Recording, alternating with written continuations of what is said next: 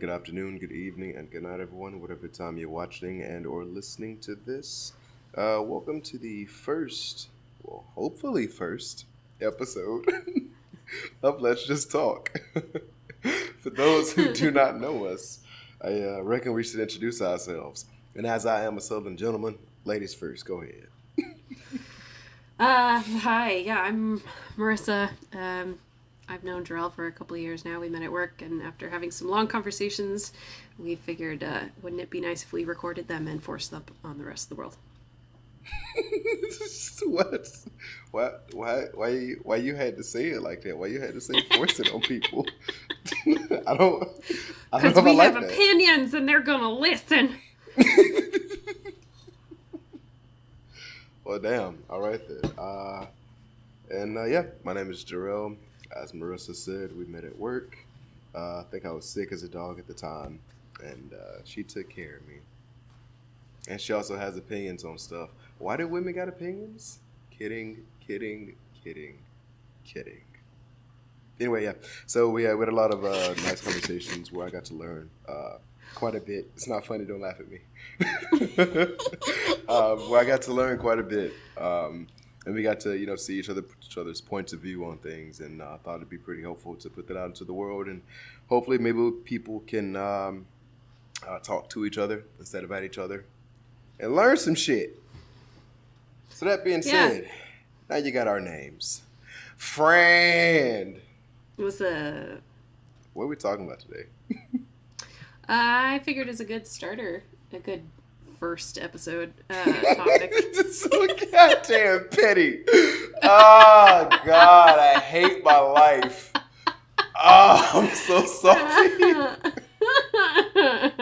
Okay, so some context for everyone. We've been working for a while to get all the pieces in place to get this podcast going. We've done a lot of phone calls to just make sure that we've found technology that we like to use, a video recording we like to use, etc., etc. And we were in a place where we were pretty happy, and we recorded an episode. And unfortunately, there were technical difficulties that could not be overcome in that first recording. You could say it. So this is episode 1.2. Essentially, Jarrell fucked up. All right, we can say it. I fucked up. It happens. I goofed. It happens. You know. But anyway, we figure we'll either come back to that at another point in time. It's still a little too fresh for us. We don't want to have the same conversation twice because the magic just goes out of it. So maybe in the future when we have a little distance, we'll address it again. Or, I don't know, maybe if we get really behind or something or we need to fill time, we could always just release it as a mini episode or something. And just be like, hi, the audio sounds like shit. If you're willing to overlook it, here's some thoughts. But it's fine. It really is. One of the things we're going to get used to in this process is that sometimes the stuff we enjoy the most and we laugh at the most just doesn't get caught by any device of recording. I mean, how many jokes did we miss out on in the preliminary stages? And it's like, well, that's friendship, right? Is we say all kinds of dumb shit and you don't always remember the joke as well as when it happened. And then they just look at you and go, I don't get the punchline. So anyway, Yeah. so as our 1.2 episode, as episode 1 2.0, we're essentially strangers to our listeners. We're friends ourselves, but strangers to our listeners, and so let's talk about strangers.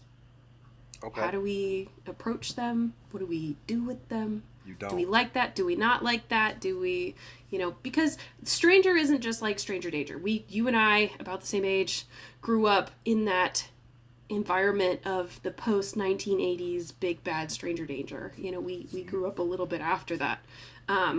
So it absolutely was something I grew up with, was this idea of stranger danger. And as an adult who has to interact with people in the world, there's only so much distance you can grant yourself. We have to interact with strangers every day, whether it's the cashier at Walmart, or maybe less so these days at Walmart in particular. Even in our jobs, we interact with people that we don't know, under conditions we don't like. Facts. How do we handle that? What is that?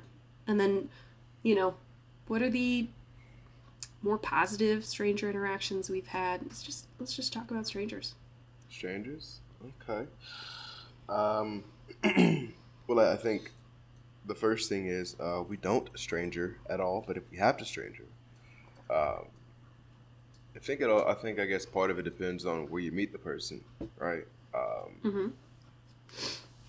I think especially now, it can be a bit daunting, I guess, meeting somebody, say at a bar, or just saying hi to somebody like at the gym. Right, I work out all the Mm-hmm. time, and like sometimes like you might ask someone to record something for you, or you might just go try to encourage somebody, and even those interactions start off a little weird, like that initial, hey, how you doing? Hey, are you busy? So on and so forth. And then, you see people have this immediate reservation. Um, and then you get out whatever it is you have to say. And usually you're sort of fine, maybe. But I don't really know if there's a right way or wrong way to meet a stranger. Uh, I don't know. I don't know. Fully clothed is a good start for me. I...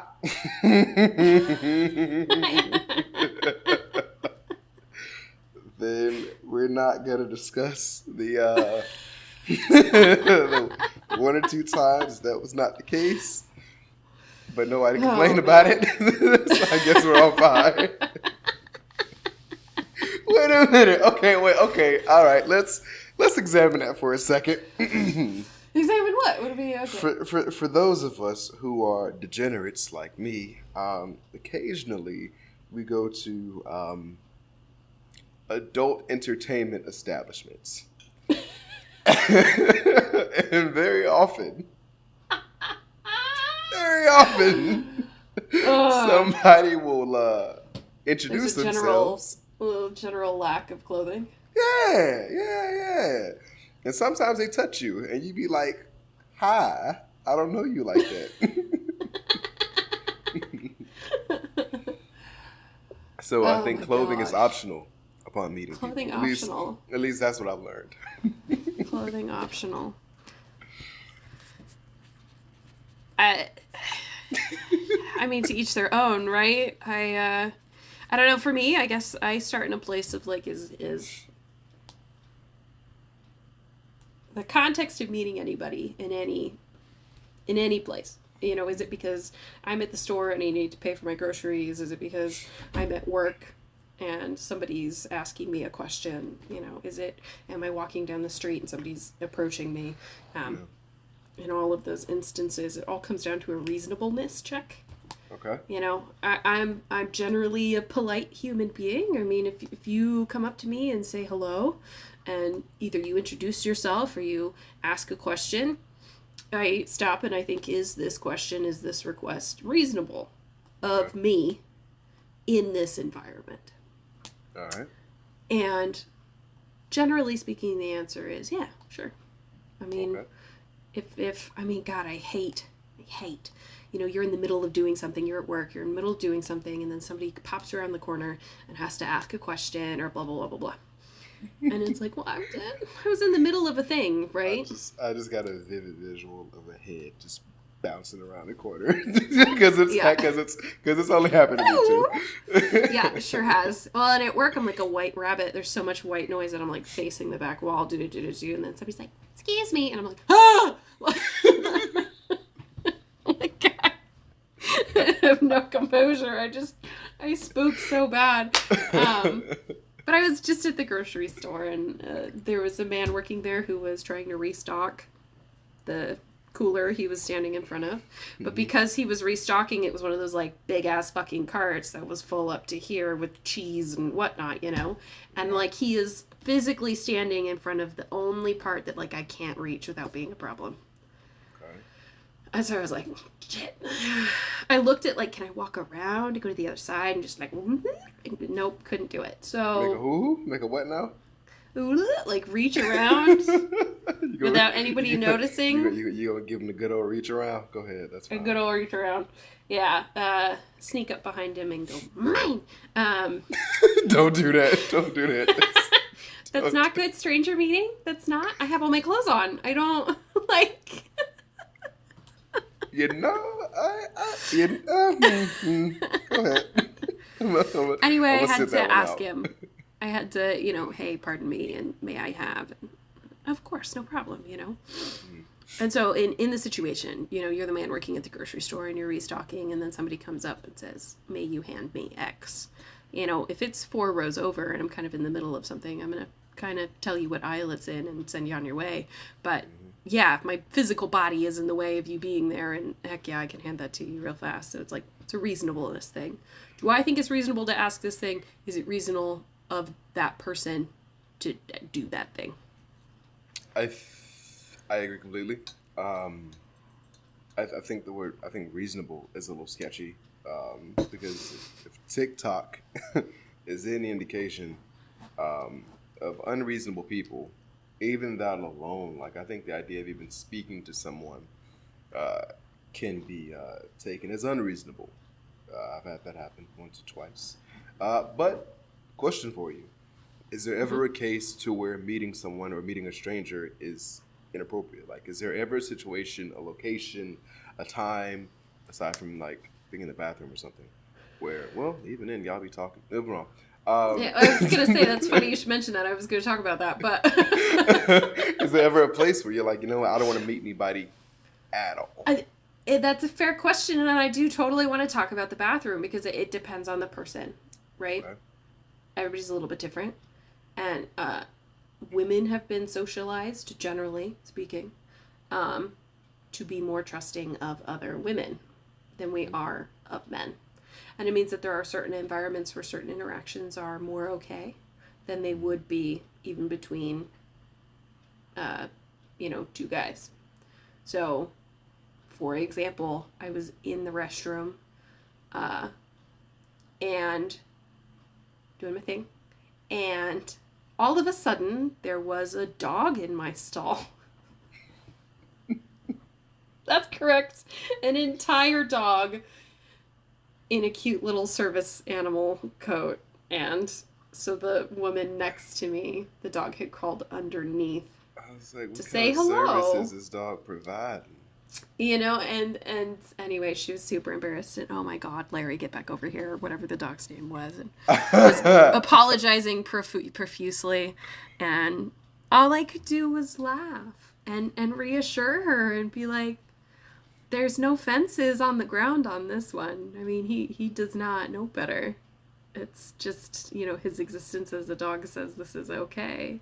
Mm, And it's not toe tapping, it's not, we're not being creeps over here. It's just, you count on another woman to help you out in a situation. I can't tell you how many times I've been approached in a bathroom and asked for a feminine product, you know, because we just kind of understand that sometimes you're in a pinch and you help each other out because that's what you do.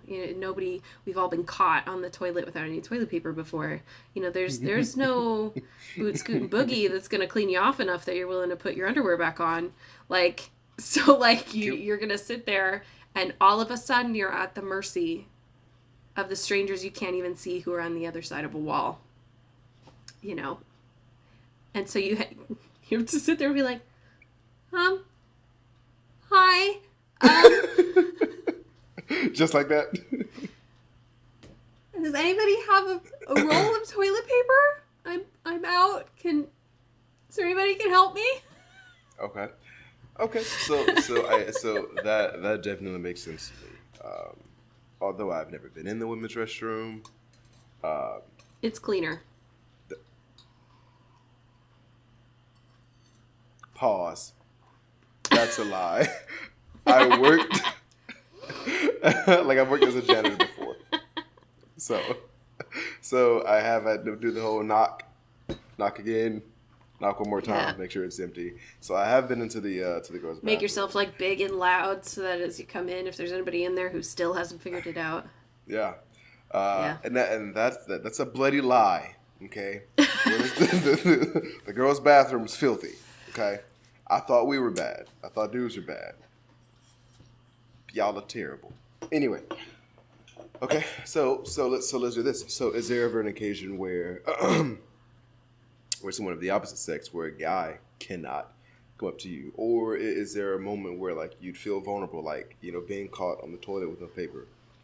where you would like a guy or a stranger to come up and be like, "What it is, fam?" Yeah. Sit with that one for a minute.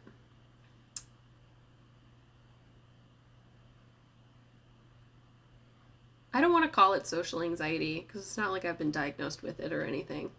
Mm. But I do have a general anxiousness about new people, people I don't know. And that is especially worse with people, more masculine people. So, in general, when approached by a man, I'm gonna have my hackles up. Just in general. Mm-hmm. Whether it's in the bar or on the street, if it's broad daylight or the middle of the grocery store. There's an extra level of caution there, just as a woman living out in the world. So So I would can say overall, more anxious, more uncomfortable meetings, male strangers. can I ask why? I think I have my ideas, but if you could articulate what it is exactly. Yeah. Uh, yeah, and it's hard to be exact about it. Because it's a lot, right? There's, based on interactions you've had before. So, for example, I've never had a homeless woman come up to me and tell me that he really liked my cheekbones. I've never Huh? had, a woman.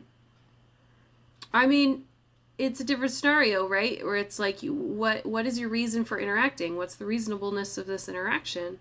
Right. If you're walking down the street and you're totally non-threatening and you see my shoes and you like my shoes, and hey, I like your shoes, and then you walk away, that's one thing. Mm-hmm.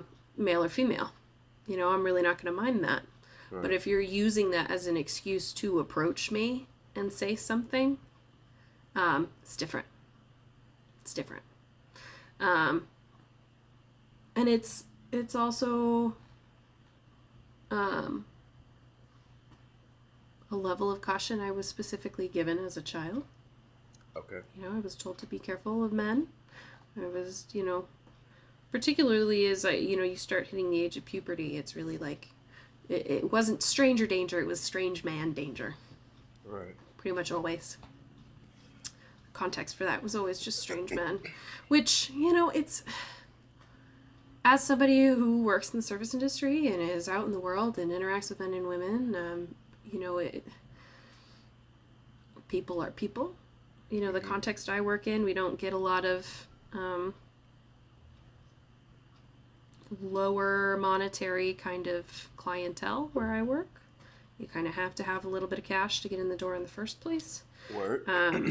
And so in that environment, there's a certain level of safety that's based on judgment. Okay. Right or wrong, it's something that instinctively is in place, makes me feel safer or less safe. If you want me to be specific about a scenario that will 100% make me uncomfortable, and I'm not about it, and I don't want to be there, men and alcohol. I really don't like it. You get any kind of guy who's on the other side of buzzed. Buzzed is fine. You get just to the other side of buzzed, and I don't want to be there. I don't want to be a part of it. And that, while more true for men, is also true for women for me. I just don't have the space for drunkenness. It makes me very uncomfortable because people become very unpredictable. I don't like that. Okay. Okay. I'll take it. I had a thought.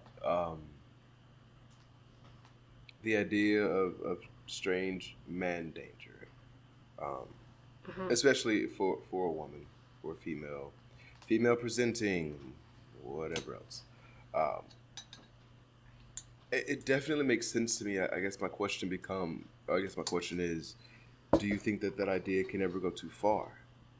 Like, Oh, 100%. okay. 100%. And I would say that I sat in that range for a very long time. So I am one of the few human beings of our age group who has never had, and knock on wood, will never have, a dating profile of any sort. Word. I've got a Facebook, I've got an Instagram, I've got an email. On the one hand, it's because I'm not very good at it. Like, just my draw to technology is not very well informed. How about that? It's not intuitive to me. I have to work pretty hard to get what I want out of it. But on a much more emotional level, I just don't feel comfortable with that level of stranger. When I lived in Germany, the only way you made friends was if you knew somebody who knew somebody. So the only friends you ever made were your friends' friends. And as someone who didn't have any friends when I first moved to Germany, that was tough. The Germans really don't reach very far outside of their circles to meet people. And they have very deep, very trusting, very loyal friendships. I mean, they do relationships just like the rest of the world. But there's not really a lot of context for a cold open, as it were, that you just approach someone.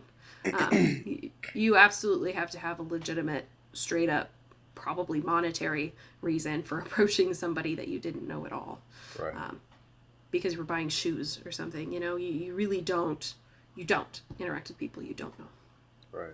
And I very much had a very similar attitude. If we didn't have an actual reason to share a space together, if we weren't in class together, if we weren't, roommates, if we weren't, I didn't have the time or space for that. And it really comes from that place of fear. For a very long time, I lived my life in fear. It's still something I fight against every day. But finally got to a place where I got to look back and be like, okay, what sort of quote unquote protections do I have for myself in place when it comes to people? And how effective are they? And then for the other people around me that I feel also have effective protections, what sort of steps are they taking? And what's the gap? Okay. Kind of got to see that, I really had a lot of opposition to risk-taking in my life. Just didn't see the value in it. I was a very cautious human being, and there were plenty of people around me who were just as safe, who had made much, much riskier choices, especially when it came to how they chose to interact with human beings in the world, and were perfectly fine. Yeah. And after that year in Germany and being forced into a position where, I didn't have the social, feed, emotional, energetic feed coming out of that, and desperately needing it, and just being comfortable, being uncomfortable with somebody for a while, really helped to get to the other side where... And then, of course, the type of work that I do, you spend, a day to 4 days together with a crew that very possibly you haven't met before, and you're in the same hotel every night, and, all these kind of things. So you get into a position where you have to trust in the people around you, whether you want to or not. Right. And you get to decide how much of that trust that they get out of you. So 100%. By walking around with the emotion of all men are dangerous, and therefore I shall not interact in any way, shape, or form, you just end up sad and alone. Ooh. Okay. Yeah. So my question becomes: so as a lady, Sometimes. what? Say what now? I said sometimes. Oh, okay. What advice, if you could give advice to men on a first interaction, or when is okay or not okay, or how would you prefer it be done? Or would you prefer it be done, or would you prefer it not be done at all?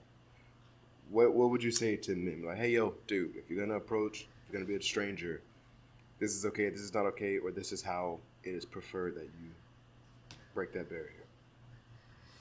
And of course, it goes without saying, not everyone's the same. Blah blah blah blah blah blah. Yeah, and it becomes really quickly. It becomes unfair, right? Because women are constantly accused of, putting men in situations where they have to read our fucking mind. I can't read your fucking mind, right? I don't know what you want until you tell me I can't read your fucking mind. Big facts. And my instant response is, well, you kind of have to take your pacing from the gal. That's somewhat true. If you approach someone and it's, yeah, okay, and then no attention whatsoever, she's not interested, you gotta leave it. Just leave it, let it go. Yeah. Especially, we teach kids, oh, if you really like her, you shouldn't give up. As a grown-ass adult who sees someone pretty in the bar and walks up to someone, you can't just constantly be a pest because it just, like, ups your creepiness scale.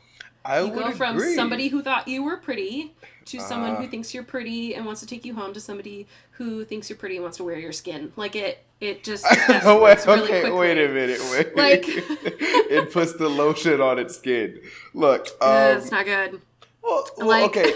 Hold on. In defense of my guys out there, as a guy, I was often told, hey, if she tells you no, that means she just wants you to try harder. That means she wants you to be persistent. She wants to see that, you have that fight in you. Like, you're not just going to give up and walk away. Like, there are girls who, or there are ladies who, their current partner or their husband or whatever it is, was a dude that they told no like 8, 9, 10 times and then yep. finally said yes. So it becomes this weird thing where as a guy, you're like, okay, cool. I hear what you're saying, but I see what you just did. So which one am I meant to go off of? Well, and the unfortunate answer here is that it has more to do with her state of mind and her stability as a human than it has to do with you as a person. You approach a woman and you're like, oh, should I be persistent? Should I not be persistent? Like, it really depends on where she's at in her life. Because there are totally people who he loved her from 4th grade and he just stayed in her life. Right? And she dated and dumped and engaged and dumped and, went through the whole process. And here they are 10 years later and they're finally getting together and getting married. And Wait, she's thinking, where's he been? Wait, 4th grade. How old am I at 4th grade? You said 10 years later. Hold the fuck on. I said 20 years later. Oh, okay. Never mind. Carry on. I was like, God damn, 20 years later. Started early. Yeah, I know. Here we are 20 years later, and, you're the guy. Where have you been all my life? Oh, you've been right there. How did I not see? Right. That he hasn't changed. There's nothing about his tack that was or wasn't successful. The thing that changed is what she decided she needed and seeing that it was fulfilled by somebody already in her life. So, like, we can go into falling in love and relationships and that whole thing. We'll get to that at some point, I'm sure. But oh, absolutely. I was a person when I met my partner, I had finally reached a point in my life where single was okay. I had serially dated for literally a decade. I hadn't been single for more than a month for 10 years. And finally got to a place where I was like, this is the pits. These guys are awful. And they're awful because I'm accepting awful. Look at They're not awful because I'm looking for awful. They're awful because I want something. And I will just take whatever walks in the door. Okay. That's no way to find someone who matters to you. And finally got to a point where single was okay. I was confident in my own space and my own being. And it meant that I knew what I was looking for. Because for the first time, I was looking instead of just letting in. Okay. There was actual discretion in my choice there. And I had been encouraged by a friend of mine, if you see somebody who's cute or you like, just get the balls up, write your number down, leave it behind. If you hear back or not, you've won a victory because you had the guts to say, hey, text me sometime. That sounds like something I said. Was it me? It's not who I was thinking of, but you probably did. I was very timid for a very long time.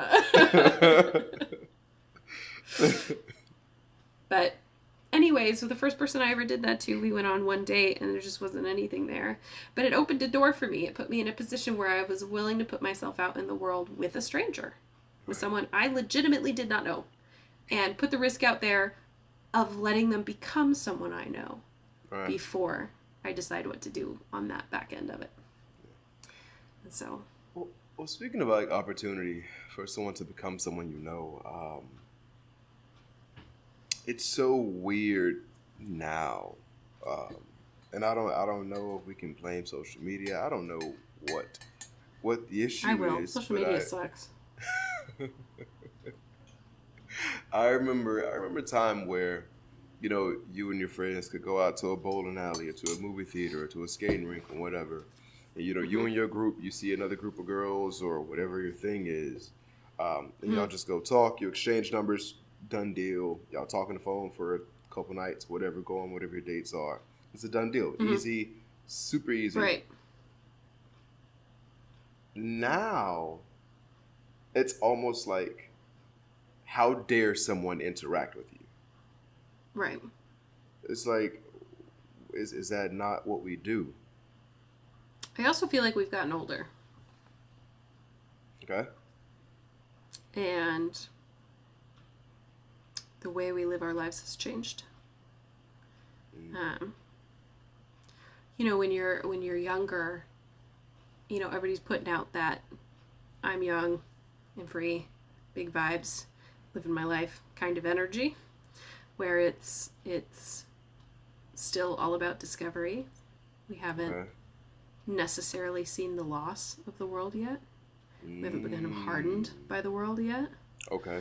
Facts. And so there's a lot of that, I mean, I don't know if it was like this for you, but I remember middle school, junior high. I mean, we're talking 7th and 8th grade here, where fuck middle school. You would have a different, I knew kids who had a different person they were dating every week. Oh, God. Dude, I would go back. Let me not say that on a recording. Never mind. Go ahead. Go ahead. We're good. Go ahead. But you're young enough, you're not hurt enough, you're out there trying to experience the world and experience people, and your motivations are generally pretty simple. I mean, in that kind of time frame, you're probably aware about sex, but you're not necessarily looking to pursue it. Okay. And so there's a lot of that more innocent, what does it mean to like somebody because you've seen them or you've heard some stuff about them, to then interact with them and try to build a relationship. And I use this term broadly because I feel there are a lot of people who dated when they were young who were just identifying the fact that they had friendship compatibility and just misplaced it, So there's plenty of people in our lives that are drawn to somebody because of the way that they are, because they want someone like that in their life, not necessarily romantically. Ooh. Because we're too young. We don't understand yet. You can't pull those pieces apart. And so as an adult, there's more diversity, right? There's more understanding. And so as we're growing through our 20s, we're starting to piece apart which relationships are romantic, which ones aren't. Right. And then which ones were but now aren't, or weren't and now are. And it's just strange. It's still a big old mixing pot. I feel as we approach 30, giving us away here. Damn. Why you put my age in the streets? We're approaching it. We aren't it. We're on the backside of the 20s. I asked you to put my information out there like that. How you know I want everybody thinking I was 21? This is a tactic women use so they don't get asked how old they are. Is you volunteer in a really generic way. As I approach my 30s, I could be anywhere from 26 to 29 and a half. That's a range. Okay, fine, Marissa. How old are you? Fuck yourself.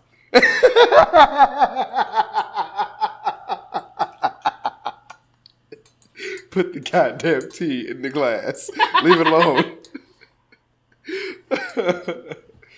Oh, damn it! I had a question. Yes. Okay. So let's go back to the so I guess the youth idea, right? When you're young, it's okay just to approach, and you're exploring life. Isn't that, or would you say that childlikeness is something that we should try and hold on to? Because I feel we should. I very much understand the idea of getting jaded and you become hardened by life, and as more time goes on, the more shit you bump into, which shapes you even more. But but I think it's that childlikeness that allows you to enjoy life more and to enjoy people more and to meet more people, and all of a sudden you get older and you change that. It seems almost counterproductive. It seems stupid. Yeah. Well, I've especially noticed in my life that there's a loss of fun. Just good, clean, pure fun. Yeah. There's entertainment. I mean, there's all kinds of TV and fucking social media. And I mean, I can keep my brain occupied. That's a thing, but it's not the same as fun. It's not the same. Right.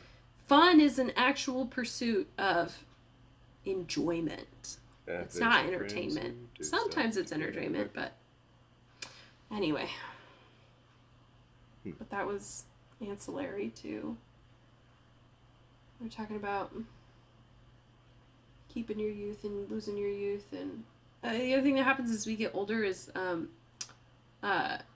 it's like the worst game of Battleship, right? Or like when you're young, you're shooting off all these shots, right? Go ahead.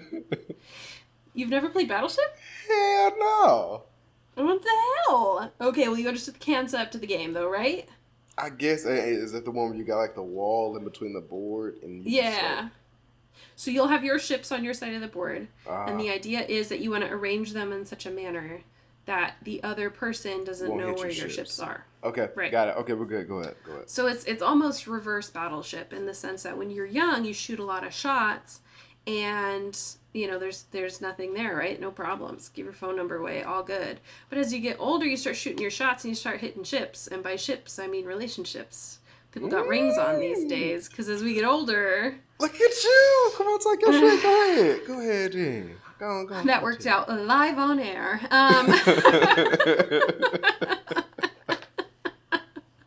I like it. Okay, look at you.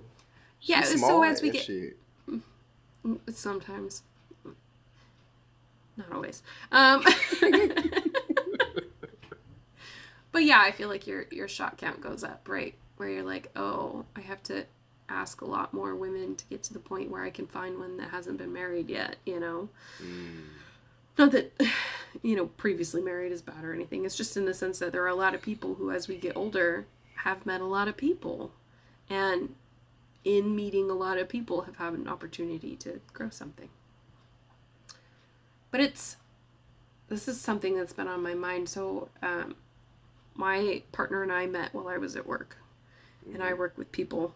I've done the math, somewhere around 250,000 people. That's crazy to think about. And then two, I think the idea of one meeting somebody at work is already crossing some boundaries and some lines of certain people. Please go on. Yeah, so it's uncomfortable for a lot of people, and I look at the stats and the figures of it, and I just think it's absolutely incredible that what the hell had to come together and what was different. Because it's not like he was the first guy on the airplane that I talked with, It's not like he was the first guy on the airplane I thought was cute. It's, you have a lot of interactions with a lot of different people. Why do certain ones stick?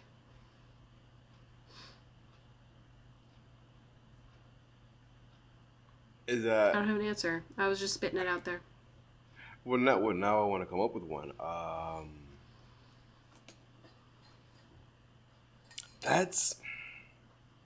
I think that I'm gonna blame that on female logic once again.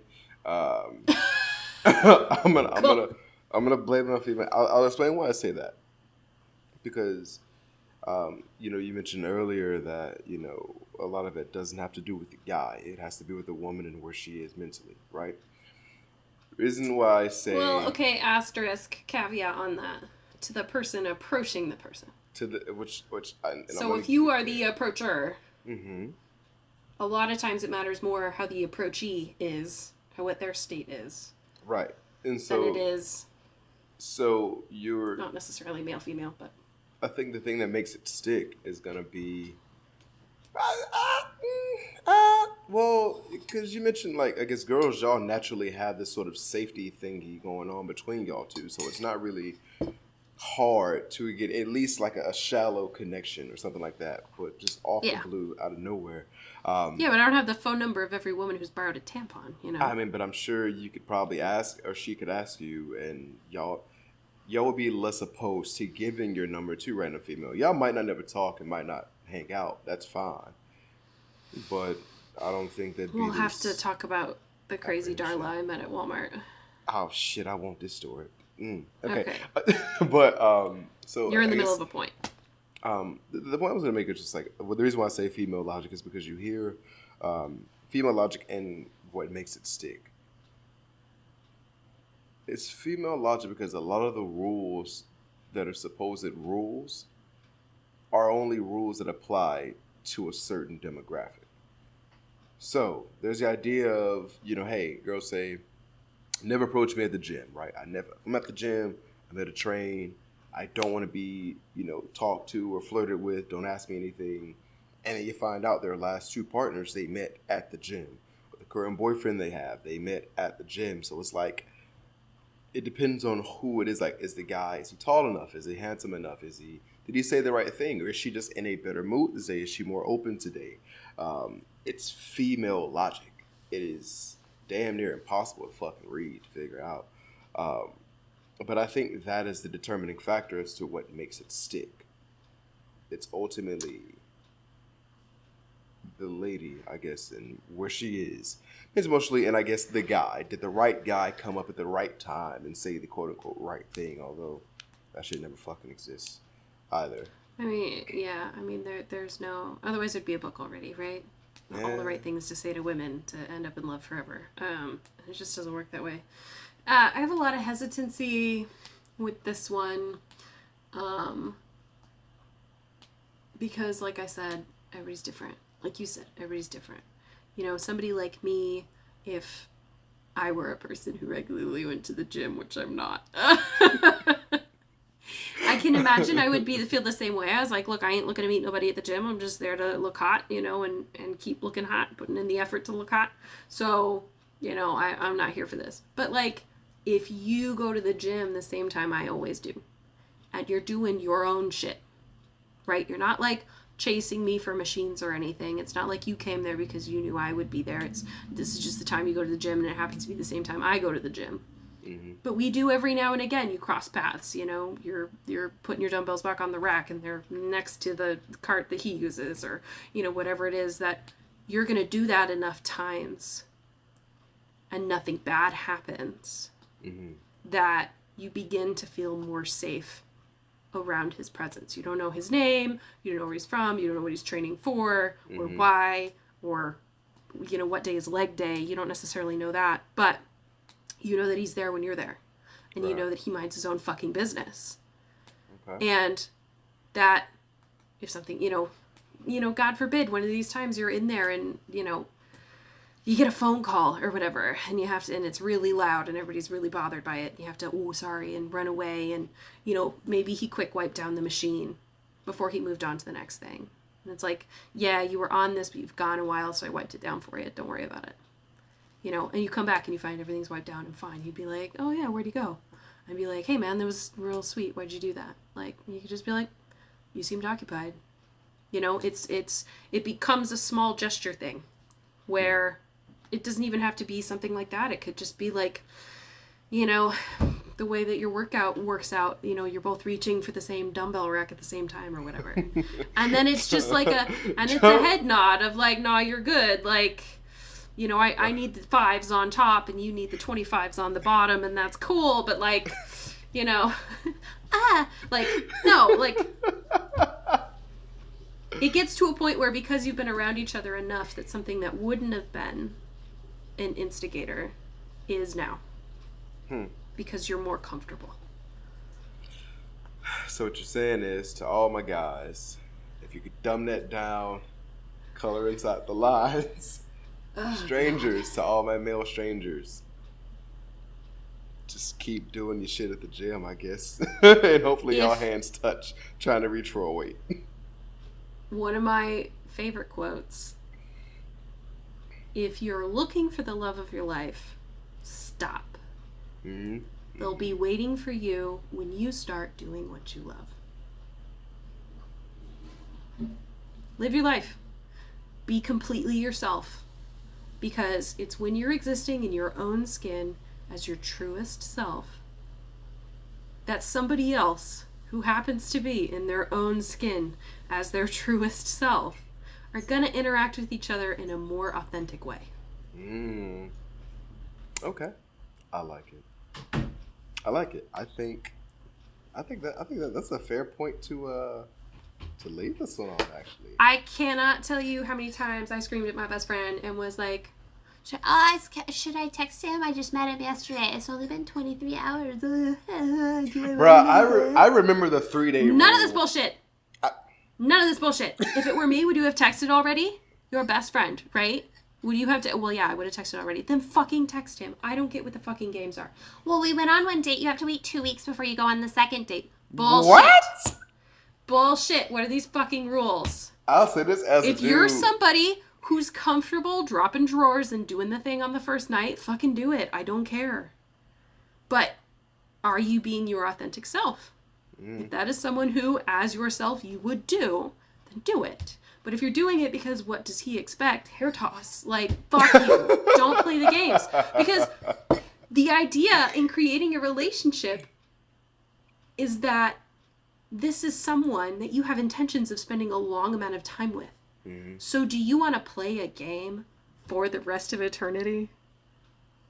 Is that really what you're looking for? To become not yourself? So that you have to stay not yourself? Anyway, relationships.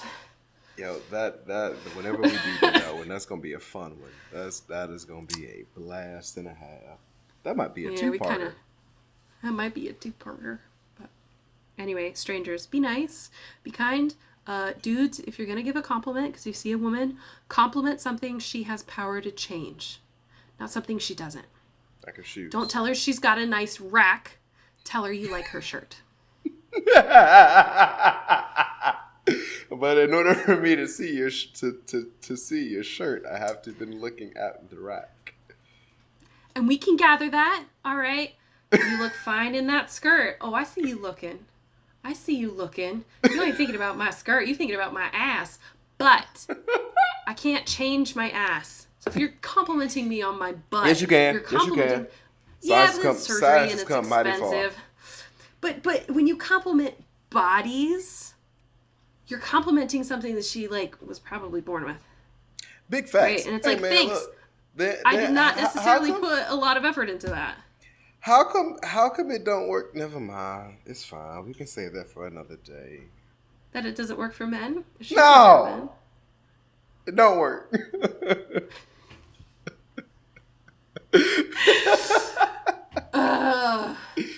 And see, I deeply disagree. I feel like the best compliments are, because now you're complimenting somebody on an actual individual choice they made. Mm. You're complimenting somebody for their decisions, not for their state of being. Now, I can counter that. My decision to go to the gym every day has sculpted and built what I have now. So technically, we can all be born a certain way, but whether or not we take actions to take care of or better the thing, should that not be acknowledged? It should be, but only once the context is provided. Okay. Right? Because there are some of us that genetically struggle with certain shapes. I mean, Facts. There are people out there who could eat spaghetti every fucking day and still lose weight, And then there are people who could have nothing but 2 peas for lunch and they're still overweight, So we have to recognize that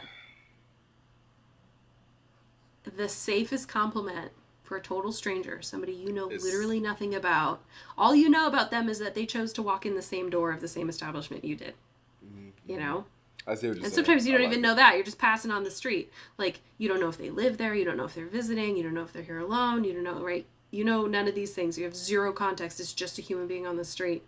Right. The only context you have is what they're presenting, which is why a compliment I really like your shoes is something that comes off well, is because you're going, hey, you intentionally chose not only to wear those shoes, but to buy them in the first place. So question, should I lie to the person? No. Okay. So what if I don't like your shoes? What if I think your colors don't match, but you look good? What should I say, or should I say nothing at all?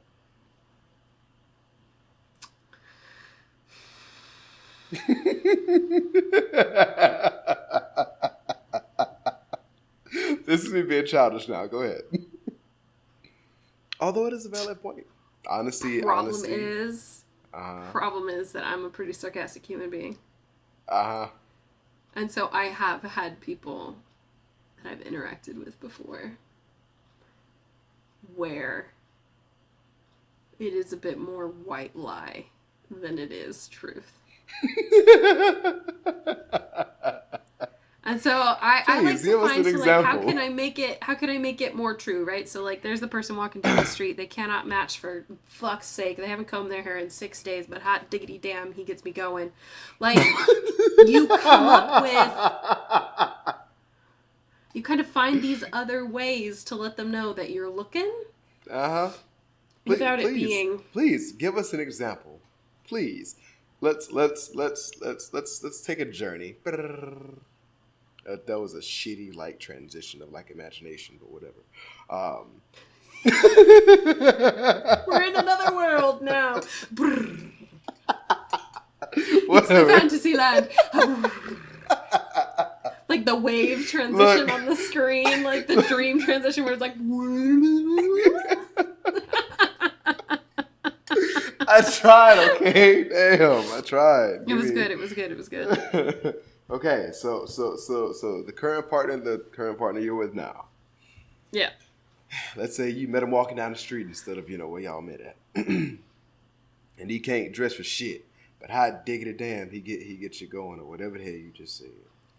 How do you let him know that he turning you on without lying to him?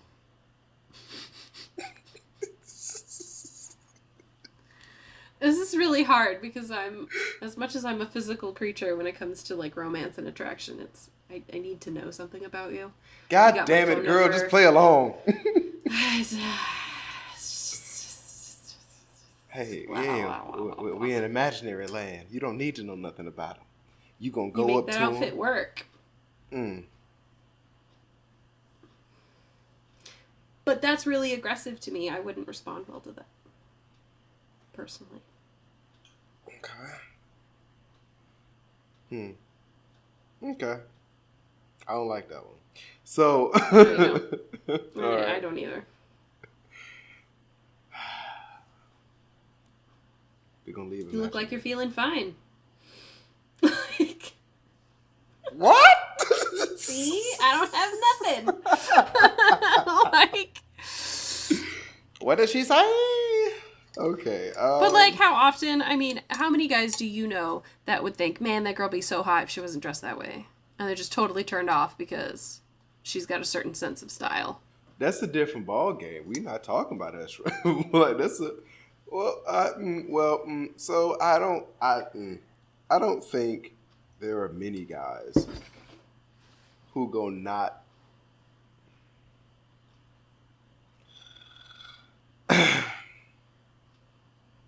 We're talking about giving compliments based off what someone wore, as opposed to their body. Or, I mean,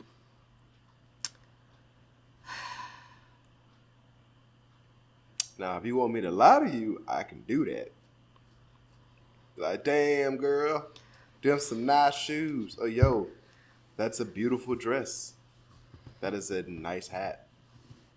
Your hairstyle or even just like suits you. And it's fucking hideous. I can do that. The intent is to show the smallest bit of investment. Like, show that you have something in common. Right. Which is why starting with a lie is so uncomfortable. Is because the intent is to show, hey, I don't even know you, but we already have something in common here. And the thing we have in common is that I like your hat. Them ugly ass shoes you got on. Where'd you get them? That at least opens the door. Okay, and so from it opens that the point, door. So then, and then you get to figure out how strange and crunchy she is. She'd be like, shit, man. Strange and crunchy? How crunchy she is. Yeah. You haven't heard that phrase? So, like, crunchy moms are the moms that, like, use cloth diapers and won't spank their kids and all that kind of stuff. No. Crunchy moms. Yeah. Oh. New age moms. Yeah, they're called crunchy. But, that don't sound pleasant at all. It's better than crispy. But, yeah, so just, she's got some weird-ass fucking shoes, and you're like, well, those are really unique shoes. Where did you find them? Like, none of those are lies, right? They are unique. I hate them, but, like, it's really unique shoes. Where did you find them? So then the question and you're going to find out, you're going to get, like, two sides. It's going to be like, seriously, I had another pair of heels. Really, you like these? I blew out the pair of shoes I was supposed to wear today, and I went to Goodwill and bought the only pair that was in my size. And then you get to laugh about the fact that, no, actually, I thought they were ugly. I just really needed to know where they came from. So, like, I can not shop there. And then you both get a laugh out of it. Or it goes in the direction of, like, look at you. oh my gosh. It's like these great, like, I bought them from the guy who put the tattoo on my ass. He makes boots on the side. And then you get to be like, how badly do I want to see the tattoo? And, I mean, you get to, like, figure out, be like, okay, now I know from the start she's got terrible taste in shoes, right? It's fucking awful. I also know she's the kind of person who has a tattoo on her ass. Does that work for me or not? Like, either way, you've gained enough information to be able to move forward. Look at you. Look at you. Look at you giving game out here. Telling people how to get people. I'm not a believer in love at first sight. I don't think it's real. I do believe in the right people finding each other and knowing it pretty quickly. Because there are plenty of people out there who know exactly what they're looking for. There are plenty of people out there who are completely fucking clueless and have no idea what they want in their life. And I know there are people who are in the middle of the process of figuring out what that actually is, whether they're in a relationship right now or not. 2 pieces of advice my parents gave me about love. Probably should save this for another episode. I was gonna say, save it. In the end, you're looking for your best friend. So that's why I have a problem with, like, the rules and the formulas for when to text back and that kind of bullshit. Like, if you met somebody of the same gender, or, whatever you're not sexually attracted to, would you completely change the way that you chose to interact just because you met them? Like, this is a person you vibed with. Maybe you met them the night before. Maybe it was a month before, whatever it is. Yeah. Whatever was normal for you. Whatever you as a human being was like, hey, this is a person I want in my life. Yeah. What is that level of effort? What is the format to make that happen? Follow that format. And follow that format. Because the point is to find a best friend. You don't want to spend 70 years with somebody who's, like, not like you at all. Yeah. Unless you hate yourself, then maybe you do.